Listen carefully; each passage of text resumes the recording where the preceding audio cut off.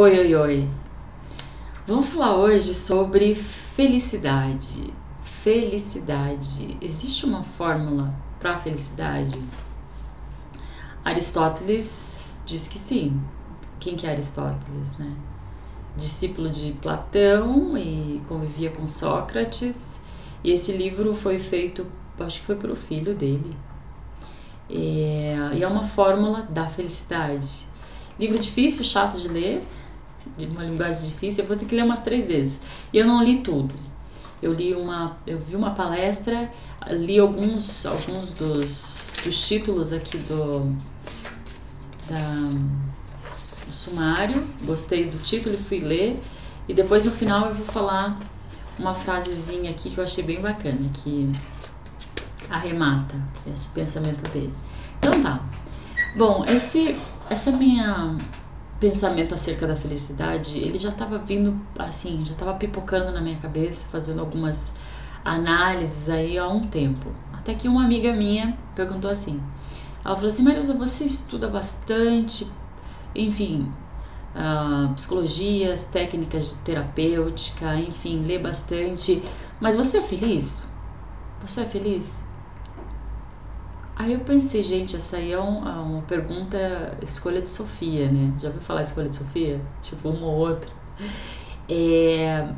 Se eu disser que sim, eu sou feliz, a impressão que dá é que eu sou feliz porque eu estudo a respeito, eu leio a respeito, eu busco a respeito, eu tenho conteúdo, conceitos a respeito de. E não tem nada a ver. Ninguém é feliz pelos conceitos, pelo conhecimento que acumula, não tem nada a ver. Mas se eu disser também que não sou feliz, qual que é a finalidade dessa busca que eu faço? Se ela não traz felicidade. Não é uma pergunta boa? Então vamos lá que tem uma teoria. Eu tenho uma teoria e Aristóteles, eu estou embasada em Aristóteles, né? Seguinte, gente, começar assim, são vários assuntos, tá bom? Mas eu chego lá no meu propósito. No curso que eu faço de psicologia, a gente tem que estudar sobre a biografia. Eu gosto muito de estudar a biografia das pessoas, porque a gente aprende muito, né? Quem aprende com os próprios erros é inteligente, quem aprende com o erro dos outros é sábio, né?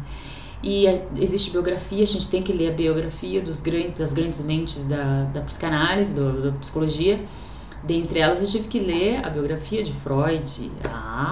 Freud. Freud é o cara. Ninguém não dava devida relevância a Freud, até ler o que ele fez. O cara é o cara. Uma coisa é a gente pegar o cérebro, dividir e falar que isso daqui é o crânio, lobo frontal, dorsal, enfim. Uma coisa é isso, outra coisa é ele criar nomenclaturas para simplificar o entendimento do comportamento humano. Ele criou o termo eu, self, persona, inconsciente, principalmente, é dele isso. Então, enfim, análise dos sonhos vem todo dele. Ele é o cara mesmo. E aí o cara, ele entendia tudo, ele estudou várias pessoas, ele acompanhou vários pacientes, mais de não sei quantos mil lá. Ele entende tudo de comportamento. Ele era feliz? Não, ele não era, ele não foi feliz. Ele tinha uma teoria que era a seguinte: o indivíduo, o ser humano, ele não pode ser feliz. Por isso que eu posso dizer isso com conhecimento, porque ele mesmo assumia que não era possível o ser humano ser feliz. Afinal de contas, o ser humano é cheio de impulsos naturais dos animais e ele precisa jogar para baixo do tapete, ou seja, jogar no inconsciente para viver em sociedade. Então ele fala, a teoria dele é: o ser humano não vai ser feliz se ele não pode manifestar e viver de forma plena os seus impulsos. E aí esses impulsos jogados para baixo do tapete viram complexo, vira as neuroses, viram os problemas de forma geral. Ponto. Essa era a análise dele, esse era o conceito dele. E, coincidentemente ou não, Freud ele tinha um problema de relacionamento com a esposa. A história de Freud eu li aqui, tá? A biografia dele, antes que vocês achem que eu estou ficando louca. A história da psicologia moderna. Schultz. Enfim, ele tinha um problema de relacionamento com os filhos também, não tinha um relacionamento muito bom. Teve um caso com a cunhada dele, enfim, vivia fora, vivia longe do ciclo dele, mas do ciclo familiar. Ele não tinha um bom relacionamento e não era feliz. Ele teve câncer na boca e essa parte é meio controversa. Dizem que ele pediu pra matar, pediu eutanásia, porque estava sofrendo muito por causa do câncer na boca. Outros dizem que não, que ele se matou mesmo. Enfim, a questão é que essa foi a vida de Freud. Vamos falar agora, uma análise agora do Jung. Jung, já existe uma rixa, uma rivalidade, quem gosta de psicologia acerca disso, de Jung e Freud. Jung, assim como Freud, também gostava de comportamento humano, também gostava de analisar a mente humana. Ele era discípulo de Freud, foi por um tempo, né? Discípulo de Freud, ele aprendeu muito com Freud, como eu disse, o cara é o cara, mas ele foi um pouquinho mais além, ele não ficou na matéria.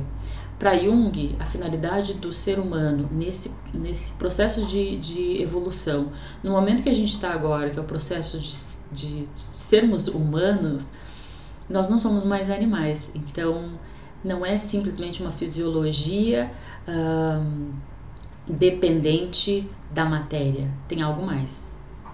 Jung tinha essa crença. E ele foi para mais. Ele foi para o plano das ideias. Ele foi para fora da Matrix. Ele foi para o reino de Deus. Ele acessou o self dele. Ele criou até o inconsciente coletivo, né? Essa nomenclatura para dizer, enfim, Jung, para você ter uma ideia, ele tem vários relatos dizendo tanto da certeza da existência de Deus. Ele falou, eu não acredito que Deus existe, eu sei. Ele tinha uma capacidade de meditação tão grande que ele conseguia ir para outros planos e ele trazia respostas. Ele mesmo também comenta em entrevistas que o mundo em que eu acesso é tão pleno, sublime, maravilhoso, que eu não quero voltar. Eu só volto em amor àquilo que eu estou fazendo, àquilo que eu estou contribuindo para a sociedade. Ele fez vários livros, né, acerca dessas experiências que ele teve acessando o inconsciente dele. O livro vermelho, o livro negro, tem mais informações, que são livros muito difíceis, eu nunca li, obviamente, mas a gente pode ler pessoas que estudaram isso, né? E, enfim, Jung morreu trabalhando, né? A pessoa, quando tem uma força vital divina, ela trabalha pro todo, como diz o professor Hélio Couto. Ela tem uma energia, tem uma frase que diz isso até do Um Curso em Milagres. Vamos ver se eu acho aqui. Acho que eu acho. Ela tem uma energia vital, por quê? Porque ela tá aqui para trabalhar por todo. E, enfim, ele morreu trabalhando, eu não lembro se ele estava escrevendo ou se ele estava dormindo. Morreu assim. Eu acho que ele estava no plano e não voltou. E no momento que ele morreu, um raio caiu numa árvore que tinha na casa dele, uma árvore que tinha, eu acho que a mesma idade, ou era uma árvore centenária. Ele morreu com quase 90 anos. E morreu de uma forma muito mística, né? Ele morreu assim, caiu um raio bem no mesmo lugar, cheio de eventos místicos em torno disso. Certamente morreu trabalhando. Se ele morreu feliz, é difícil eu concluir isso, porque Freud eu sei que não, porque ele dizia que o ser humano não tinha como ser feliz. Por isso que, se ele fosse feliz, ele dava a receita. Jung, eu acredito que sim, né? Tudo leva a crer. Mas o que eu quero dizer aqui é o seguinte, gente. Dessa análise que é feita, eu tenho a conclusão de que a impressão que dá é que a vida do ser humano é como se fosse um videogame no qual a finalidade é a felicidade. A gente busca pela felicidade. Só que tem regras, existem padrões, só existe um modo de acessar a felicidade, que Aristóteles sabe qual é. Só que a gente experimenta de tudo, até entender qual é a felicidade real. E o incrível disso é que existem várias biografias, existem várias informações que dão essa dica, né? O Contos de Fadas, por exemplo, que a professora Lucilena Galvão fala muito bem, a questão da mocinha, que é a princesa, e o príncipe, nada mais é do que a matéria e o espírito, a união deles que se faz a coisa acontecer, né? Então, assim, no momento que o espírito beija a matéria, esse que é o pulo do gato, que está sempre sendo falado de formas como é que se fala? Não explícitas. Os alquimistas tinham esse tipo de linguagem também. São informações subliminares, depois eu venho a palavra, enfim. Quando se fala que a natureza é Gaia, a natureza é a fêmea, e Deus é o homem, é o espírito, e a união deles é que se fez tudo. Sempre tem essa união da matéria com o espírito para que algo aconteça. Que pode ser, no caso, o plano das ideias do Platão, como eu falei, pode ser fora da Matrix, pode ser o reino de Deus, pode ser a ética, que às vezes a pessoa não acredita em Deus, mas se ela vive de forma ética é a mesma coisa. Viver de forma ética é saber que existe o outro e que o outro e você são, entende? A felicidade do outro e a minha é a mesma, entende? Não existe eu ser feliz existindo uma outra pessoa infeliz, entende? Isso é ético. Então, assim, parece que vários momentos da história essas informações são passadas e a gente não entendeu. A felicidade é buscada, acessada quando é buscada em algo que não é material. Existe até o inconsciente coletivo que Jung fala muito, que existe o símbolo do quadrado e o símbolo do triângulo. A professora Lucilena Galvão também fala muito disso. O quadrado é a representação da matéria. Quadrado significa os 4 elementos da Terra: fogo, terra, ar e água. Fogo, terra, ar e água. São 4. Isso é a representação da matéria, que é o número, que é o quadrado. Então, quando tem sonhos com quadrado, enfim, tem a questão da numerologia também. A Cabala estuda muito sobre numerologia. O 4 é muito simbólico. E tem o 3. 3 é o espírito. Pai, Filho e Espírito Santo, né? Tá sempre ligado ao número 3. A união desses, que é a união desses dois, que é aí que a magia acontece, nesse momento da evolução que nós somos seres humanos. Que ia falar dessa questão de evolução da Cabala. A Cabala, eu não estudo Cabala, gente, eu não sou a mestra em Cabala, mas assim, eles têm umas teorias muito interessantes acerca disso. Você precisa fechar os 2 planos, não adianta você conseguir viver de forma plena na matéria se o teu espírito não está conectado, entende? Isso a gente vê no dia a dia também, é muito interessante. Quem fala isso, por exemplo, trazendo mais pra cá, Jim Carrey falou: eu queria que um dia todo mundo tivesse a quantidade de dinheiro que eu tenho pra saber que isso não traz felicidade. A felicidade, ela tá no doar, no dar. Um exemplo disso, a Kim Kardashian, por exemplo, também. Kim Kardashian tem dinheiro, ela tem tudo, ela tem a vida que ela quer. É uma pessoa, ela vive no luxo, luxo puro. E ela voltou a estudar direito, porque ela quer ajudar os presos que não têm condições. Ela não tá fazendo isso por dinheiro, tá fazendo porque ela tá buscando algo mais. Claro que certamente no futuro vão fazer um reality show disso, dos casos dela, vão, mas ela tá tendo que estudar para isso. E ela não precisava. Se a pessoa estuda para ter dinheiro, ela tá fazendo o caminho inverso, né? Ela tá estudando para ter algo mais. Ela diz que é um chamado não, o pai dela foi advogado e ela sente isso. Isso é felicidade. Eu tenho certeza que ela encontra a felicidade aí. É o mesmo que diz: ainda que eu fale a língua dos homens, dos anjos, se eu não tiver amor, de nada me adianta. A felicidade não é uma consequência material. A felicidade é algo, é um processo. É um processo, ainda que estando lá, porque a felicidade, não existe ser feliz, né? Existe estar feliz. Então, estar feliz requer essa busca, requer a doação. O reino de Deus fala sobre isso, né? O reino de Deus, quando Deus criou o mundo, ele criou o mundo para se expandir, para dar. Ou seja, você só é feliz em plenitude quando você está cumprindo a tua missão naquilo que foi exigido por quem criou o mundo. É uma lei de quem criou o mundo. O mundo não foi você que criou, as leis também não são você que cria.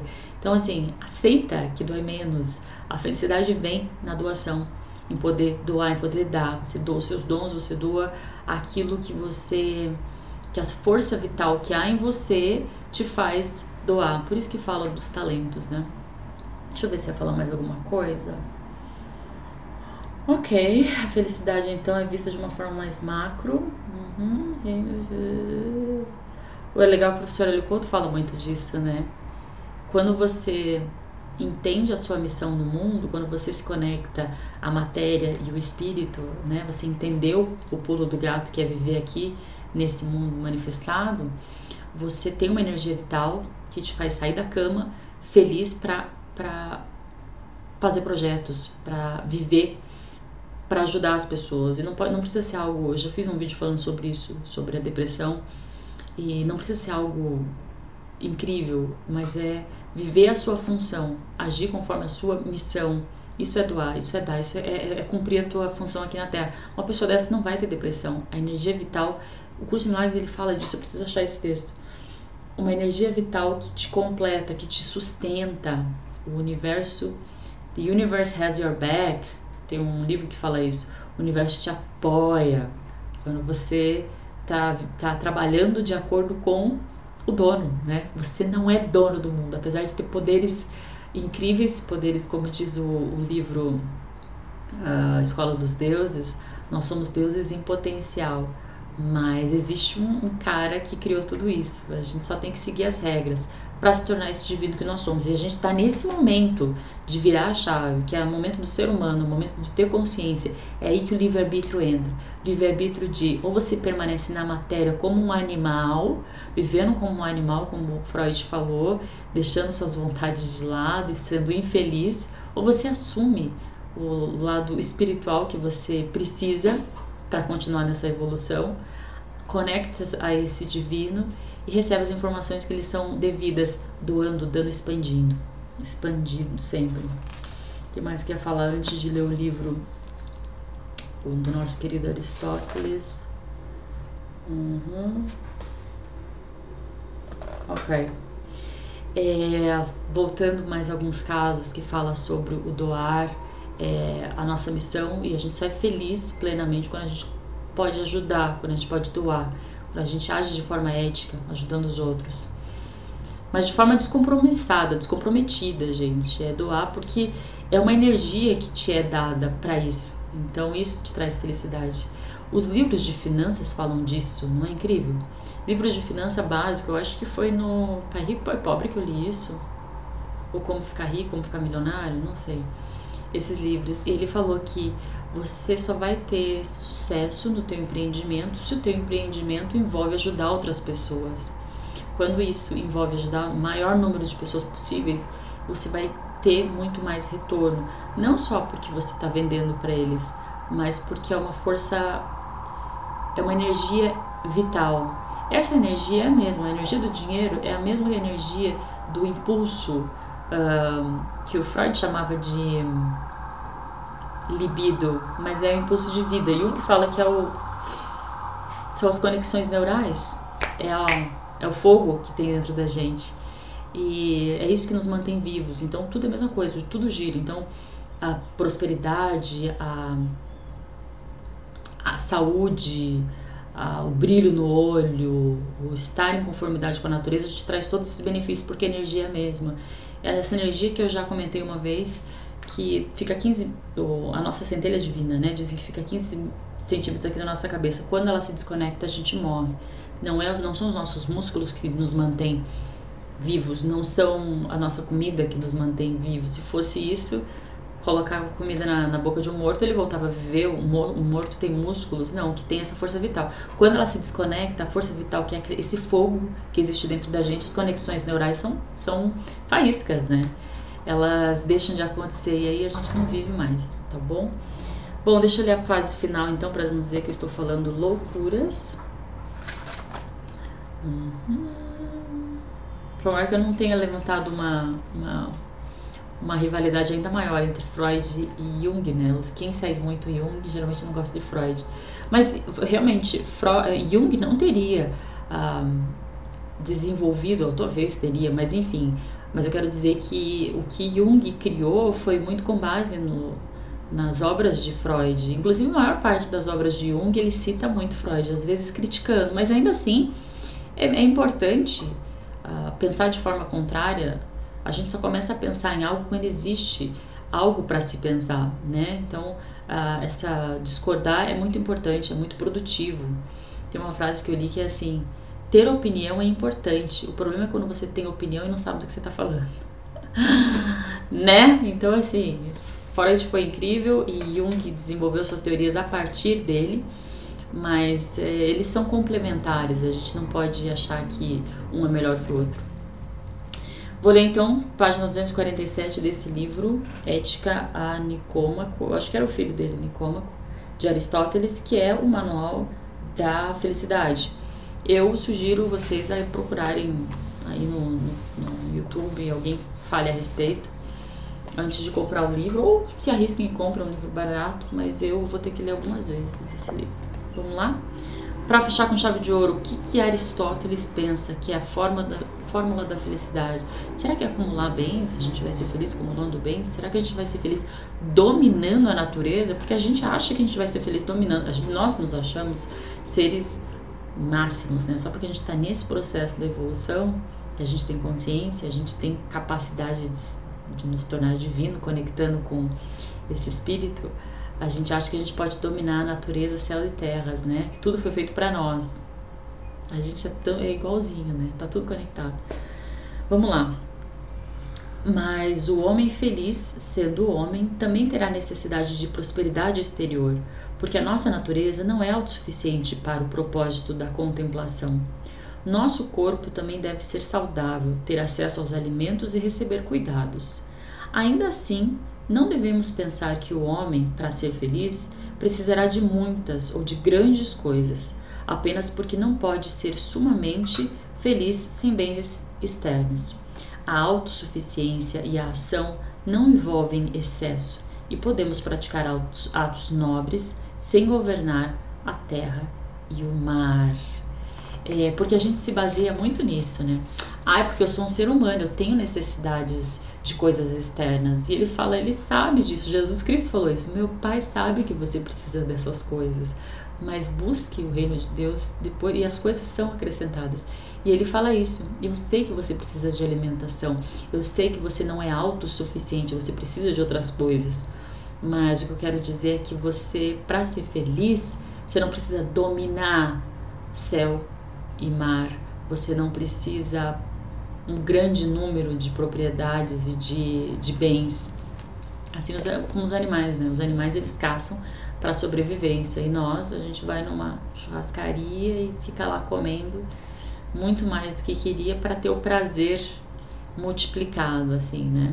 Enfim, fórmula da felicidade. Você é feliz? Ou você está no caminho da felicidade? Você encontrou?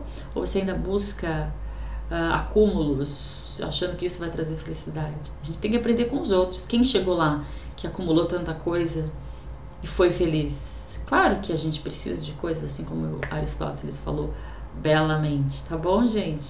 Essa é a minha interpretação de felicidade. Deixa eu dar uma pausa aqui para procurar a informação que eu achei no Curso em Milagres, bem a ver com isso. Para aí, já volto.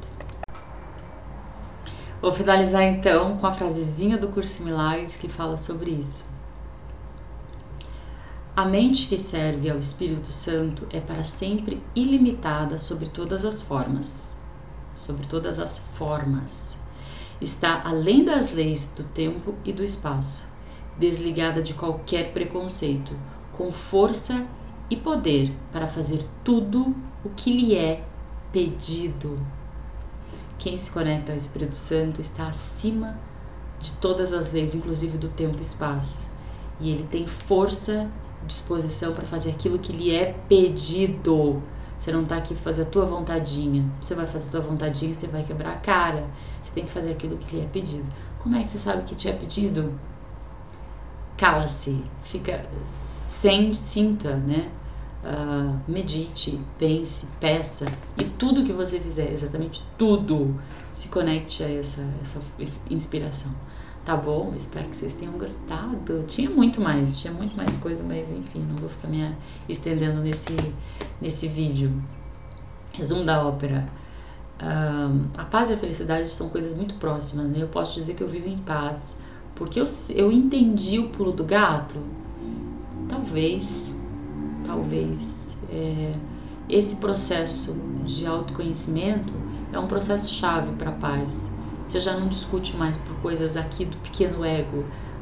Você sai de fora da caixa, literalmente, sai de fora da caixa. Começa a viver num mundo acima, né?